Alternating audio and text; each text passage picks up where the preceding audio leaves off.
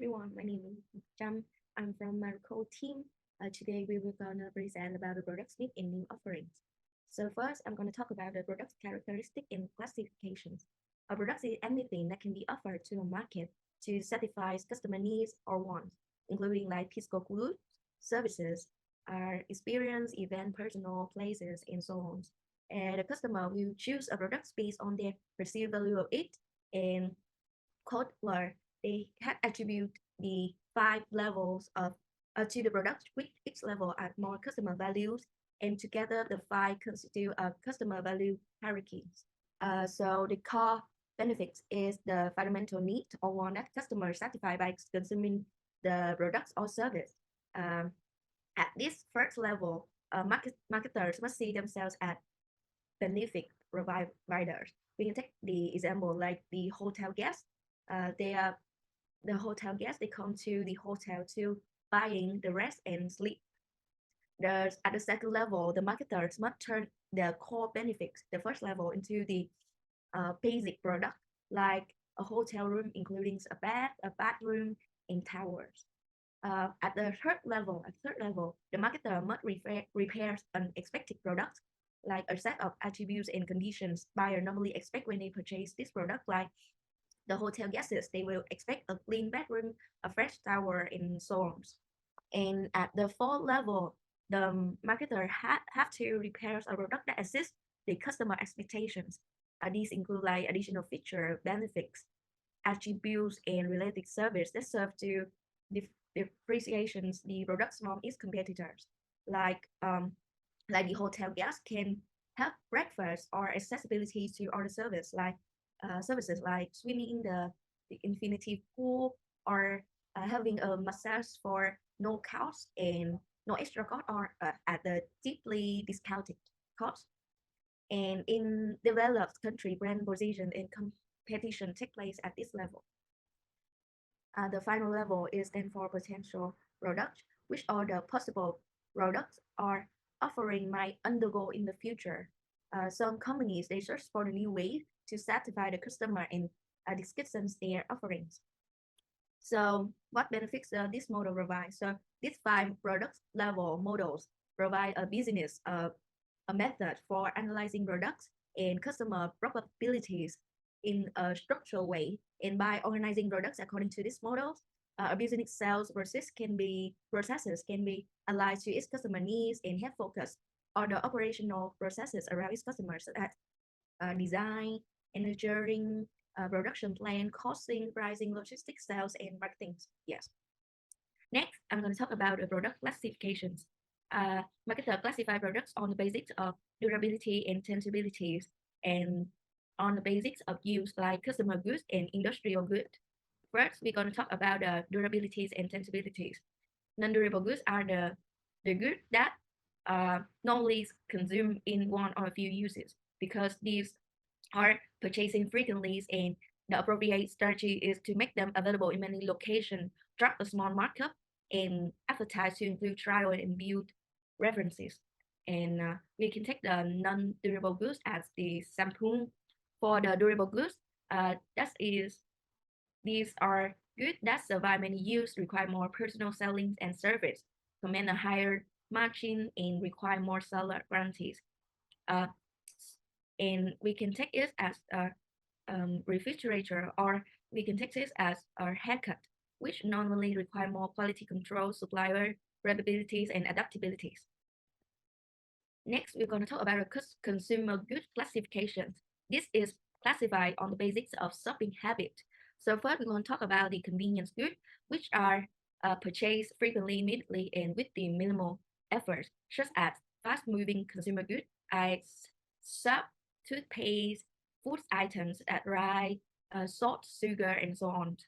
Shopping goods are the goods that customers compare on such base as suitability, quality, price, and style. Like these only products are only available through a few exclusion distribution outlets such as TV, air conditioners, furniture. Specialty goods are the high price brand products and service with unique feature, and customers are convinced that these products are superior to all other competing brands in terms of feature and quality, And third, they are willing to pay for a high price for this. We take it as the cars. And the final goods are products that consumer does not know about or normally think of buying. Typically, these are items like batteries, smoke detector, and filter. So for this good, marketer can concentrate on reminding customer of the needs for those products and establish a brand familiarity, like allowing them to buy a specific brand without hesitations. Like, for example, we will promoting a flashlight by showing someone utilizing one during a power outage. The final one we will talk about is industrial good classifications. Industrial good classification, we can have like material and part are good that enter the manufacturer product completely. We have capital items are long-lasting good that facilitates developing and managing the finished product, including installations like factory and office or fixed equipment such as computer system, elevator, tools. And the last one is supply and business service, which are short-term goods that and service that facilitates the development and manage the finished product. So to sum up, classifications of product can include varieties of decisions during a product life cycle, including how corporations promote it, its pricing, the sort of consumer who buy it, and how high demand for it. Yes. So hello everyone, I'm Nguyên, and today I will share about the differentiations. So differentiations is the process of crafting unique product and service to attract and retain the customer. When we talk about differentiations, Apple is one of the brands that will most often come to our mind. Ever since its creation, Apple has been well known for its innovative product, including the Macintosh like computers, the iPod, the iPad, and of course the iPhone. And it has successfully managed to distinguish them from their competitors through multi-layered approach like the product design, operating system, and the pricing strategies. So differentiation, we divide it into three categories. The first one is product differentiation. So product differentiations mean for differentiation include form, features, performance, quality, conformance, quality, durability, reliability, and repairability style. And the last one is the customization. So all of the means for differentiation is divided into two categories like the pictures. The first one is what users are feeling, and the second one is what tasks users are perform. Divided into vision, brand, key user moment, content and features, and user experience and the key user interaction. The second category is a service differentiation. So service differentiation means when the physical product cannot easily be differentiated. The key to competitive success may lie in adding value service and improving their quality. And the marketer or the company can improve the service differentiation based on six factors. The first one is ordering ease, the second one is delivery, the third one is installations, the next one is customer training, the next one is customer consulting, and the last one is maintenance and repair. So for the last category, we have the design differentiation. Design is the totalities of features that affect the way the product looks, feels, and the function to a customer. It offers functional and aesthetic benefit and appeal to both our rational and emotional side.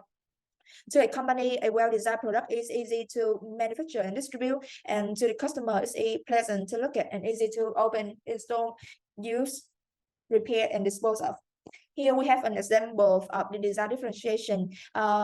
This is the packaging from Publicis Vietnam of brand Tiger, and this is one of the 25 outstanding packaging design projects in 2023. And from the website, the packagings of the world.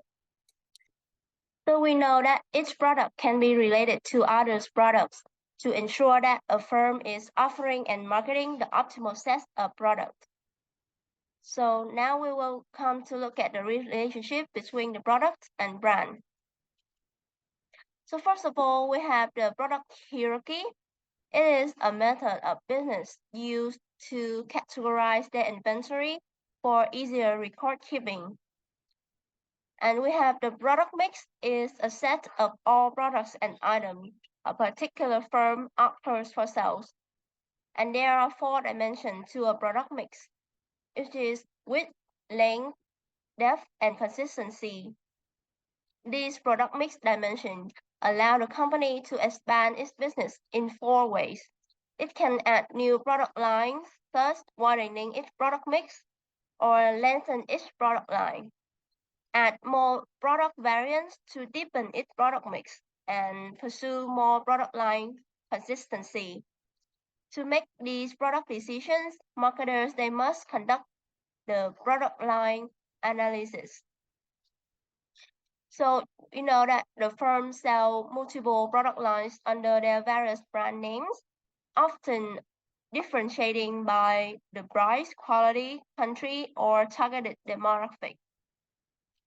And as the product line managers, they need to know the sales and profits of each item in each line to determine which one to build, to maintain, to harvest, or to divest. And they also need to understand each line market profile and image. A company can do the product line length or do the second line modernizing, featuring, and pruning. It can lengthen its product line in 2 ways. The first way is to line stretching and the second is line filling. Line stretching occurs when a company lengthens its product line beyond its current range. And with line filling, a firm lengthens its product line by adding more items within the present range. And come to the second way as line modernization. In rapidly changing markets, modernization is continuous. Company plans improvements to encourage their customer migration to higher value, higher price items. And as a marketers, you want to time the improvement so that you do not appear too early, that will damage the sales of the current line, or too late, that will give the competition time to establish a strong reputation. And then we have the product mix pricing. Marketers, they must modify their pricing setting logic when the product is part of a product mix. In the product mix pricing, the firm searches for a set of prices that will maximize profits on the total mix. So we can distinguish 6 situations that calling for a product mix pricing as the table shows here. And finally, we have the co-branding and ingredient branding. So marketers, they often combine their products with products from other companies in various ways. And we call it co-branding. It's when 2 or more well-known brands are combined into a joint product or marketed together in some fashion. And we have some common co-branding method here, like same company, co-branding, joint venture, multiple sponsor. But the most special one is the ingredient branding. It creates brand equity for materials, components, or parts that are necessarily contained within other branded products. And for host products whose brands are not that strong, ingredient brands can provide differentiation and important signals of quality. So next, we will come to the part of the packaging, labeling, warranties, and guarantees. So one cannot transport eggs from the poultry farm to the retailer without packing them in an egg tray, or as they might crack even before reaching the final consumer. So similarly, a white shirt might get stained or if transported and sold without packaging, and a retailer might not be able to sell and perishable milk products after a day if there were no Terra Park. So the paper congregated boxes or plastic films or poly bags or the roll bags and so on that enclose a product have a lot of more value than a customer can imagine. So what are the packaging? We can find that. The packing constitutes on the activities of the designing and producing the container for a product. As the Kotler has said that in the packaging. So is it the act of enclosing or protecting the products using a container to add its distribution, identification, storage, promotion, and use it. So in the simple terms, packaging refers to designing and developing the wrapping materials or container around a product that helps to identify and differentiate the product in the market. So the transport and distribute the product, store the product, promote the product, use the product properly, and packaging is an essential element for both the seller and customer. What the seller uses as a tool to distribute, to storing, and promote, the customer uses it as an important identification and use it tool. So usually packaging can be categorized in like 3 types depending upon its use and purpose. These types are the primary packagings.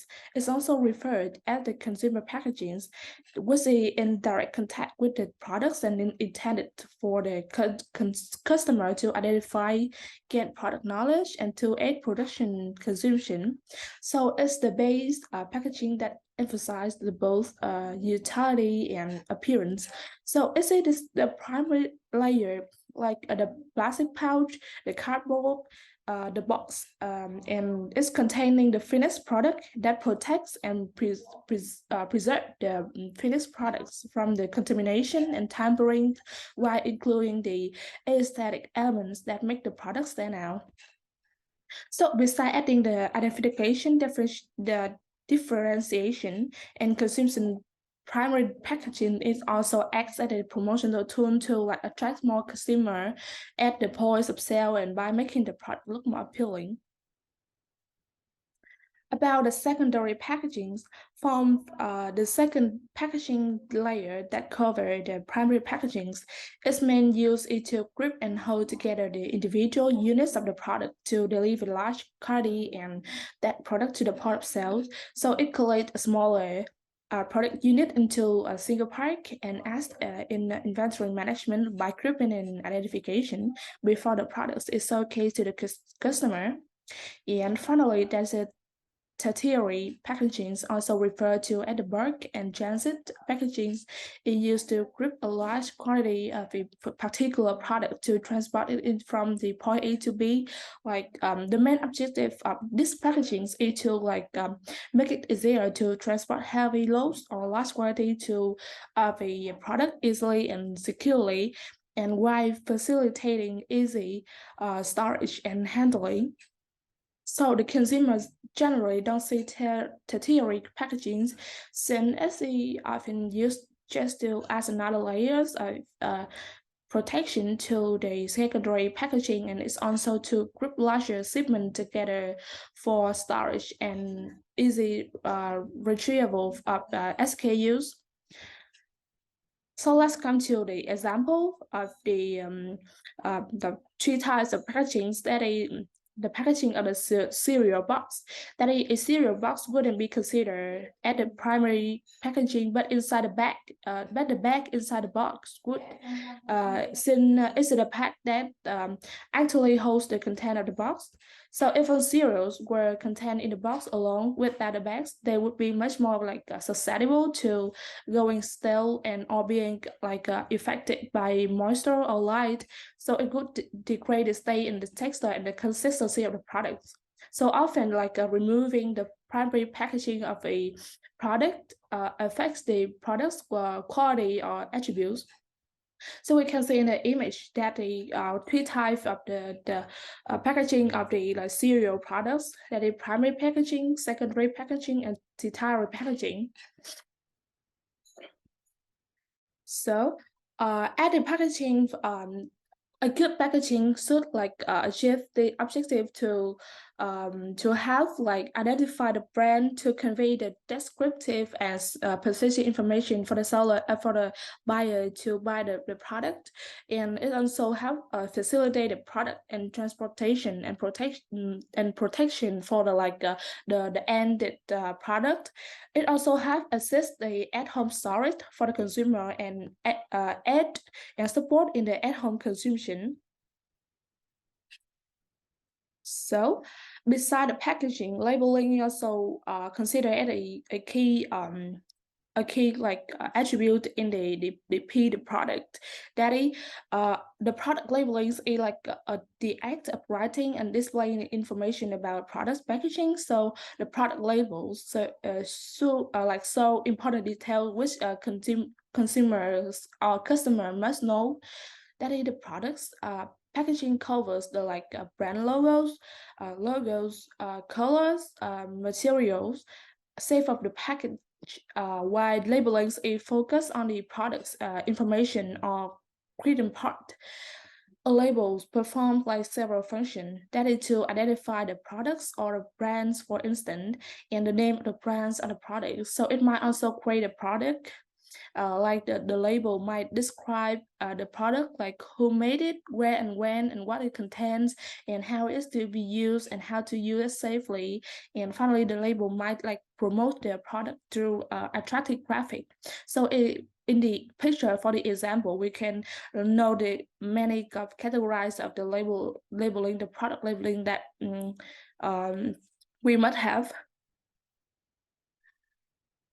So finally, we will go to another key attribute to the P products, that is the guarantee and warranty. The guarantees are the formal statement of the expected products performance by the manufacturers. That is the product will be repaired or refunded if there is problems with the products. And the guarantees, guarantees is a promise made by the manufacturers to the consumer that if the products is of the poor quality or fails to meet the requirement promised, then the consumer can get the product repaired, replaced, or refunded. So in the table shows on the screen, we can have differentiate the difference between guarantee and warranty. The guarantee is the guarantee is the guarantee of repair or the placement of a product, when the warranty is a promise made by the seller that the products is the best quality.